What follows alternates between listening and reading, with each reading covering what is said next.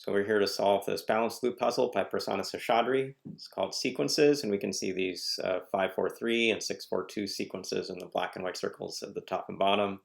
My eye is drawn pretty fast to the 6, and that's in part because it can't come straight to the right. It's going to have to take the upper and lefter sections to be valid. We'll mark off the edge we can't use. That now leaves the 4 with just 2 directions to go, and 2 places. It's going to have to quickly turn, We've got a black circle now in the lower right that needs to have a long leg and a short leg. So one of the legs is at least 2 long. That's got to be the one that comes straight up. The one to the right is 1 long. That's okay.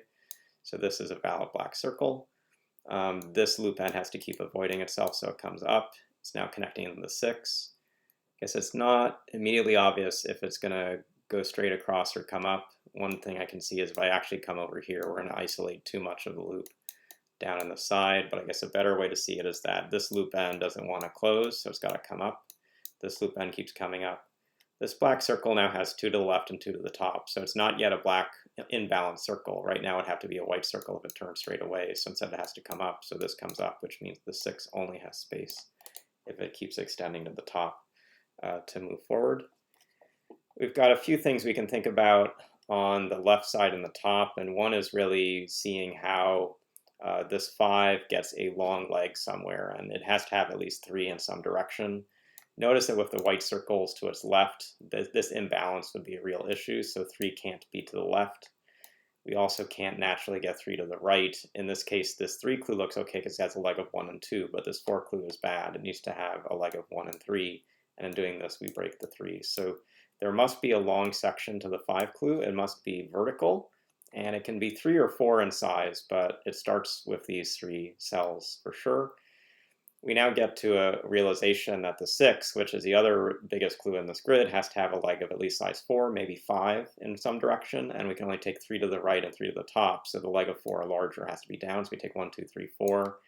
We intercept with the bottom of the loop where we now have taken a total of 5, so there will be 1 more cell coming out in some direction from this. And various things we can think through as a result of that. Probably the space to go immediately next then is going to be thinking through how we're going to fill in this space at the top in the right kind of way. And some of that is going to be thinking through for either of these 4s, where is the 3 long leg versus the other leg. And one thing I see is that for these circles, like for instance, we could take 3 over here, and in doing so, we're going to need to take 1 more here and come up, and that actually looks like that's a reasonable possibility, at least not yet invalidating clues. If we do something like this, we can do this, but that would be bad. So there's a space where the 3 isn't to the left, and there's a fact that if we take this circle in any way, it's going to have to, once we take 2 cells, take the 3rd cell. And so it looks like there's a fact that we can start to say this edge to the top must be used, because in the event it's not used, we end up having to do this pattern, which is invalid. So if this edge to the top of the white is used, we're going to form a 4 long shape, which is going to force this 4 long pattern. These loop ends avoid each other, so we put this into the grid. We come up here. This section in black needs a longer leg, so it's going to take at least 2 to the left. We still need to get a valid loop shape, so we need to have 2 ends on this left side, so the 5 must for sure come to the left to get 2 loop ends here, this one and this one. We've got to immediately turn because of how the 5 count is going to go. We've got this cornered white that's going to need to immediately turn here, and in this case turn like so. These ends want to keep avoiding each other, so let's just put that into the grid, have them keep avoiding. We connect in this white circle that now needs to take 2 more. Put that in the grid. The 4 is going to need to take a 1 with a 3, and there are a couple ways this can go, but let's be cautious about what we draw in. If this comes down with this 4 in this way, then the 2 comes across like so, and this looks like it's going to have options which finish the puzzle, so let's show you why the alternative is no good.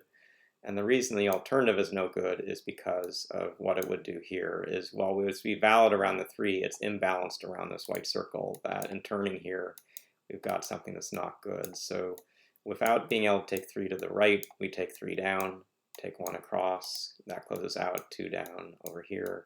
These ends keep dodging, And once we hit this white circle, we can take 2 more and finish it out. So that's the logical path through this puzzle. It has a fair amount of challenge for a midweek puzzle, and that comes from thinking through how do the large edges play out, how do we get enough space for them, how do we get some cancellations in the grid. Sort of at the end of the puzzle where we had 2 ends between the 5 and 6, how they both had to go over to the left. This is a kind of logic. Prasanna with Murad had just finished a new book with Balanced Loop that we'll be posting soon to the ebook store. Probably by the time you see this video, it'll already be up there for purchase. But a lot more examples of puzzles, simple and even harder than this, from Prasanna and Murad. And hope you'll check out that book if you're curious to see more Balanced Loop puzzles in general. We'll see you again soon.